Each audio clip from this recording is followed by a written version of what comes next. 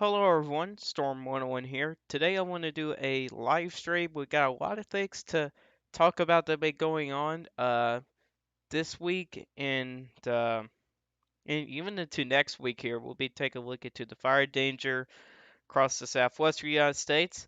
There was also a snowstorm that actually happened across the Rocky Mountains of Idaho, Montana, even I believe Wyoming as well. We also There's also more severe weather coming, especially next week here. It's a setup that we have to really keep an eye on. And so let's go ahead and get started with these red flag warnings here that's been going on. And this has been going on for multiple days here. So there's now some new red flag warnings across north central California. Red flag warning still continues across southeastern Utah, eastern Arizona, portions of New Mexico, and almost all of Colorado, and even a couple of counties of Oklahoma, Kansas, and even a county in Nebraska. And across right up here, that is a winter weather advisory across for a couple of counties in Montana, where we've seen actually a snowstorm. And this is the observed snowfall amounts for 2 days. And as you can see here, some of these brighter colors here, that indicates possibility of snowfall amounts were up to 20 inches, which is quite a bit of snow when you think about it. Man, that is a lot of snow, especially for June. There's been a little bit of snow across the mountains of Washington, Oregon, but really most of it's been happening in Idaho. Even includes Montana and even Utah and Wyoming for those areas. And no one hasn't really bitched about that, but that's something I really want to mention about. And I believe, if I'm correct, there is still more snow coming here for some of those areas. So if we go ahead and go to National Weather Service forecast here, and 24-hour snowfall, as you can see, there is still more snow coming, especially across portions of Montana where we have those winter weather advisories in place. If I go ahead and get my pen out, as you can see here, all that snow there, I believe, if I'm correct, that's about 6 to 8 inches more snow to come. So there's still more snow coming. These darker blues, that's generally 2 to 4 inches of rain. You can see it's in spots here and there, but really, that's something you don't really see often in June there. But let's kind of go back towards the fire danger here. So what's really causing all this here? You have dry air, you have some strong winds, and it's also very hot there. It's pretty hot over in those areas in there. That is 500 millibars. Let's go to the surface. And as you can see here, the winds are really helping the fires keep on going. And I've seen satellite imagery. You can see the smoke for space. So that's something pretty crazy there. So you have winds sustained about as high as 23 miles per hour. That's from the Euro. But if we want to go a little high res, like the NAM here, gives a little better idea. There could be at times of 25 mile per hour winds as well. And I just got chat pulled up on my phone here. And where we have those red flag warnings, it's still going to be windy out there. And how much rain can we expect here? This is going to be the biggest question. How much rain can we expect? And this is the next 3 days. Not much at all, which is very unfortunate there. That's the next 3 days. We'll take a look at some other models too. And it seems like the winds kind of died down a little bit on Thursday. And it seems like they really start to pick up on Friday. So this is something we had to really keep an eye on for some of those regions there. And I'm going to try to see if we can get to humidity. See, this is your humidity here. There's like no moisture around at all. And that's what's really helping with a lot of these wildfires here. And basically, your humidity is like your dew points here. And this is a very low percentage for humidity, so it's basically dry heat in the desert southwest. And if we kind of look into temperatures here, and here's kind of 7 o'clock my time here, you got very warm temperatures, 80s, 70s. I mean, it's just basically a pretty good dry heat. You can see here, especially by Yuma, Arizona, it's very hot there in that region as well. Now let's go ahead and move on to, oh wait, hold on, rainfall for the next 10 days from the Euro. Let's take a look into that. Unfortunately, not looking at any rain at all. However, there is a little bit of rain for Colorado. Some places could see up to an inch in a few areas, which is good news for Colorado. So let's go ahead and move on to the cutoff low that's been going on, and it just got cut off again. Hopefully we can get that back pulled up. So there's been a cutoff low been ongoing across the Mid-Atlantic. That's been going on there for the past few days. This is the observed rainfall so far. This is the past 3 days. We could go past 168 hours here, which is a little bit too far back than what we need. But really for the past 3 days, and again, apologies for live stream kind of cutting in and out. The internet has just been terrible. And I'm not the only one that's having bad internet out there. There's been bad internet outages across really almost the eastern United States. But anyways, here, look at some of these rainfall amounts here. You got rainfall amounts anywhere, especially for the stripe here, in it, 5 to 6 inches of rain, which is quite a bit. And that's where some of those highest areas has been around. Highest rainfall amounts has been so far. In this cutoff low, which if I go back here, we'll probably be able to know where this cutoff low really is here. We'll use the euro. So it's indicating it's over here, but if we go to the winds here, we'll go to 500 millibar winds. Really, your low pressure system is kind of in the mountains of North Carolina, which is right here as of right now. So really, east, northeast, even south of the low, your guys are going to still have some flash flooding issues here. As you can see here, and while we call this a cutoff low, it's all for the jet stream. Your jet stream is way up here. So this is where your jet stream is currently at as of right now. And it's going to slowly die off. And as you can see here, the cutoff low kind of moves into West Virginia. And then it really starts to move to the north as we like a little thread trying to pull in here. And it's really going to keep the temperatures very cool as well. And this is the highs for later today from the European model. Even in the mountains, it's going to be very chilly, 56 degrees. Areas here, it's almost 30 degrees below average, which is crazy. Like Charlotte, they're close to 30 degrees below average for this time of year, and it's going to be 67. Raleigh, 68. I mean, it's just going to be very, very cool in those regions there. And I don't really mind the cool air. The only thing that I would not like is the rain. Nobody wants a cold rain. But if we have temperatures cool like that during the summertime, that'd be pretty nice. But with the rain around, not so much. But as you can see here, by the European model by later today, it's predicting that most of the rain should be staying in Virginia and West Virginia. So people in the Carolinas will at least have a little break from the rain.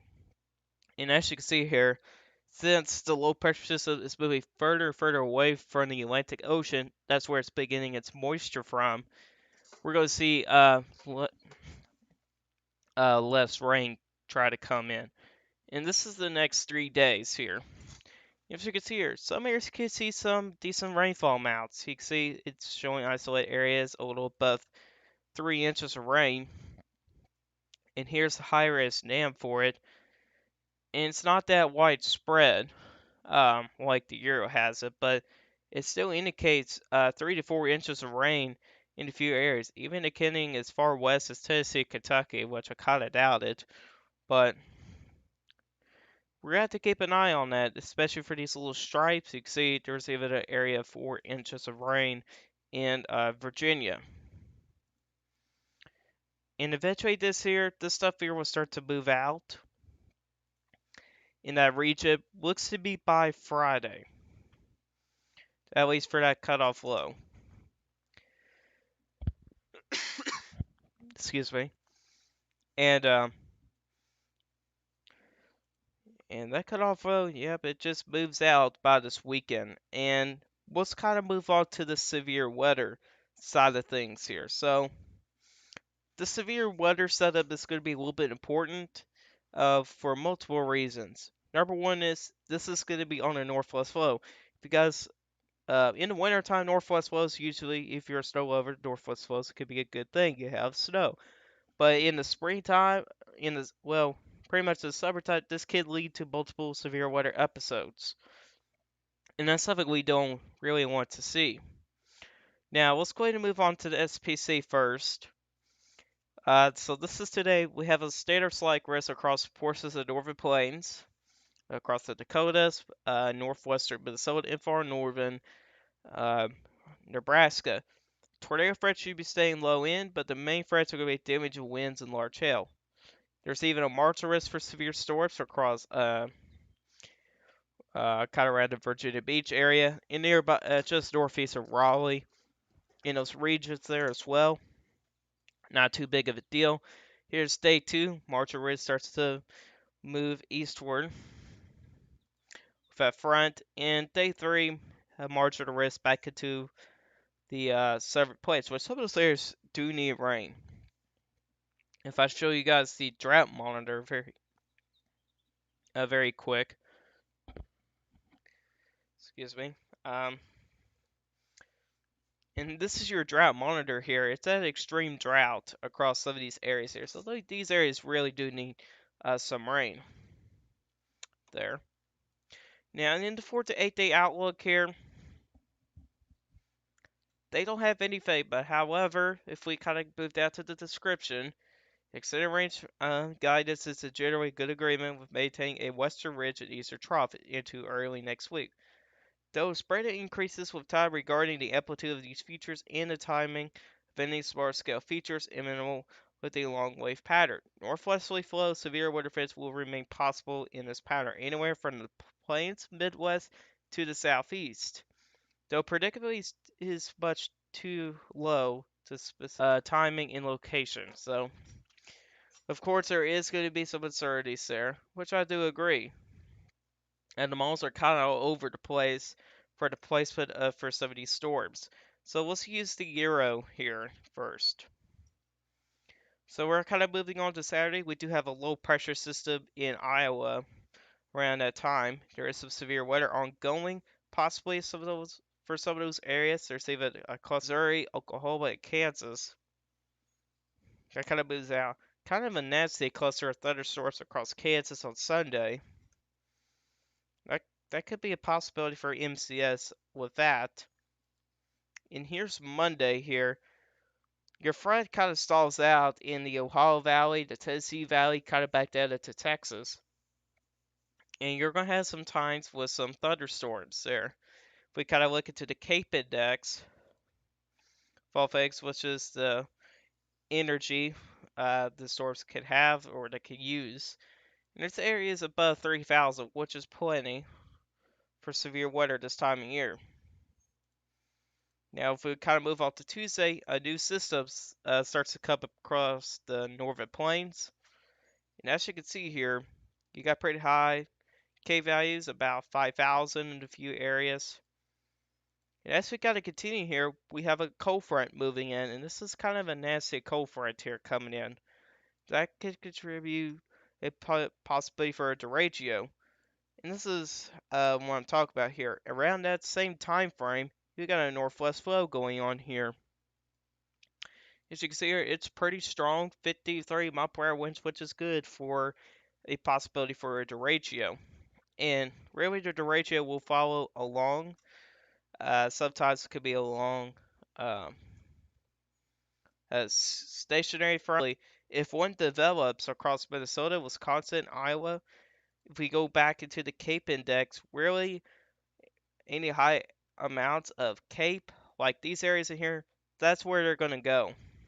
Really across Iowa, Illinois, Missouri, maybe even back into Kansas. And that's a possibility. And you can see there, it really kind of continues here. You kind of have a stationary front going on here. You still have a good amount of K values in some of those areas. And again, northwest flow still going on here. Not as strong, but it's still there. And as you can see here, if we kind of go back to precipitation, there's not much here. However, along that stationary front, look at these thunderstorms here. This is what we're talking about here. And these are likely going to be derechos or MCSs, especially for the amount of lightning are in these storms. I mean, that's extremely high. So that is something you really have to keep an eye on. And as you can see here, they continue along this stationary frontier. It is still a northwest flow. With the wind pattern, I believe it kind of shifts a little bit with this system, but this is very far out. This is 10 days out, so we're not going to be sure on this here just yet. But this is something we have to really watch for, though. And this is the CIPS experimental analog based severe probability guidance here. And this is not really a good model since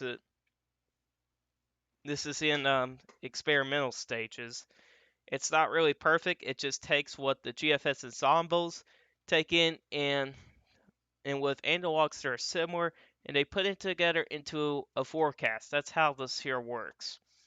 And this is today with the GFS ensembles. It's indicating a 30% chance, which is enhanced risk territory for severe weather across North Dakota and Minnesota. And we also we could be a little bit more specific, like the damage to winds, hail, even the tornado threat. And this is damage to winds is at 15%, which is slight. Hail, 15%. And the tornado threat's not really there, but if we want to go into pixels, it's showing a little spot in South Dakota. That's one thing I kind of like it. It doesn't really overdo the tornado probabilities. You rarely see it, the tornado probability to go 10% or 15%. You rarely see that coming from this model here. It is an ensemble model, so it's going to be pretty widespread, and you'll see that in just a moment. And this is day 2. This is where we kind of have to keep an eye on here. As you can see here, it shows a 45% chance, which is enhanced to moderate risk territory. But if we kind of go into the damage winds, it's showing a 30%. There's also another area, and that's probably due to the cutoff low there, but I have some doubts on that. So damage winds is definitely there, but what's really taking the threat is the hail threat. Tornado threat is actually a little bit up at 5%. So that's an area we're going to watch for. And this is experimental, so it's not really perfect. Here's day 3. You can see here it's pretty widespread. There's one area across northern Illinois, southern Wisconsin, another area across the Smoky Mountains into South Carolina and Georgia. And damage winds here. You can see there's kind of a little all over the place. There's hail. And there's your tornado threat probabilities. And day 4. And there's a pretty large 30% chance across the Midwest, the Great Lakes, even for portions of the Ohio Valley. Now, one thing that I probably like to focus on is the damage winds. So what this is kind of indicating here, there might be a possibility for MCS on day 4, which is the 21st of June. if I kind of look onto the calendar, see what date that is. That is Sunday the 21st. So Sunday the 21st here. We'll see what the Euro kind of has it here. Not a lot going on here. You don't really have a northwest flow going on. Yeah, it's not really showing much storms, but so there's some uncertainties with that. Let's move on to day 5. You have a couple areas of 30%, and you can see there it's pretty widespread too. That's what I'm kind of talking about there. Day 6 looks pretty nasty there. You can see a very large 30%, which I do have a lot of doubts for. A lot of doubts, but you can see there damage winds there, which that could lead to a possibility for a nasty setup. Safe fate for day 7, and very similar to day 8. But this is likely going to change, and like I said multiple times before, this is the experimental model. Putting it, the GFS ensembles doesn't really do a good job with medium range. It does better job kind of a little bit longer range type of stuff. But and GFS ensembles is multiple members averaged out into one thing. So yeah, if you guys get any questions, you can go and put into the chat. And I think that's pretty much it that I have here. So just keep an eye on the severe weather. The areas I'll be really concerned about for severe weather for now will be areas kind of in this general region in here where you have the northwest flow overlapping with high cape values and even a couple of cold fronts here. So and that can lead to a possibility for a derecho event. And we can see multiple setups like this here later on in the future. So yeah, and sometimes the front gets stationary in this area in here, so you can have some isolated to scatter severe weather threats in that area as well. I don't know if you guys got any questions, so this is all I got for you guys today. Hope you guys enjoyed this live stream. If you guys like this live stream, hit that like button. If you really do like my channel, hit that subscribe button, hit that bell notification so you never miss an upload. If you guys got questions about this, watching this video, you can put in the comment section down below. I will answer your guys' questions. I'll see you guys in the next video.